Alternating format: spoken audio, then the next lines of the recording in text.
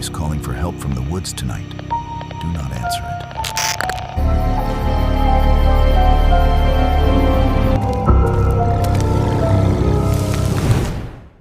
Because I'm looking at your corpse right now. Welcome, brave souls, to Darken Haven.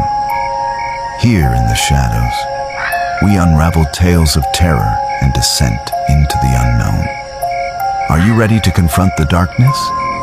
Don't forget to hit the subscribe button. Click the bell icon and let the nightmares continue to haunt you. Step inside, if you dare. Those were the last words my senior park ranger whispered into his radio before the static cut him off, leaving me completely alone in Sector 4. I was standing on an isolated gravel trail, surrounded by miles of pitch-black trees. The air was heavy, freezing cold, and dead silent. Not even the crickets were making a sound. Suddenly, the bushes to my left rustled violently. Something big was moving through the darkness, snapping branches as it came closer. I aimed my high-powered flashlight into the mist. The beam cut through the fog and hit a man standing perfectly still behind a massive pine tree. He was wearing the exact same green ranger uniform as me. His back was turned to me. He wasn't moving a muscle. "Hey, Marcus, is that you?"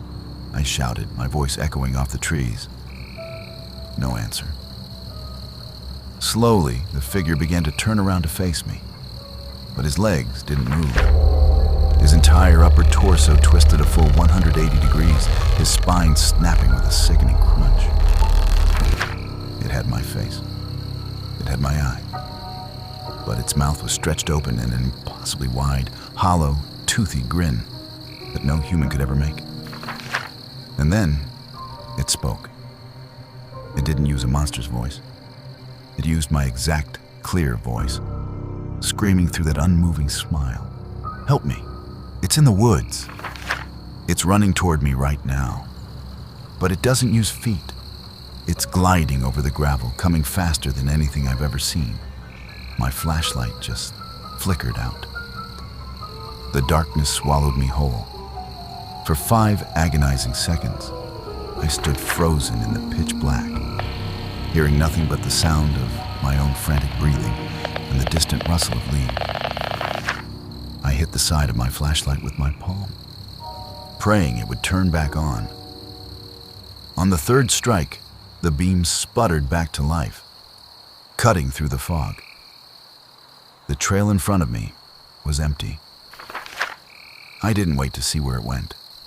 I turned around and sprinted down the gravel trail toward the Sector 4 ranger cabin, my heavy boots pounding against the dirt. The forest around me seemed to blur. As I ran, I could hear footsteps running right alongside me in the deep brush. They weren't behind me. Whatever it was keeping pace with me, easily snapping thick tree branches as it ran. Up ahead, the small wooden ranger cabin appeared through the mist. The porch light was on, casting a warm yellow safety net over the gravel. I burst through the door, slammed it shut, and threw the heavy metal latch. I collapsed against the door, gasping for air, sweating despite the freezing cold. The cabin was safe. Thick log walls, reinforced windows. But then, the static, heavy voice of my senior ranger crackled from the table radio again.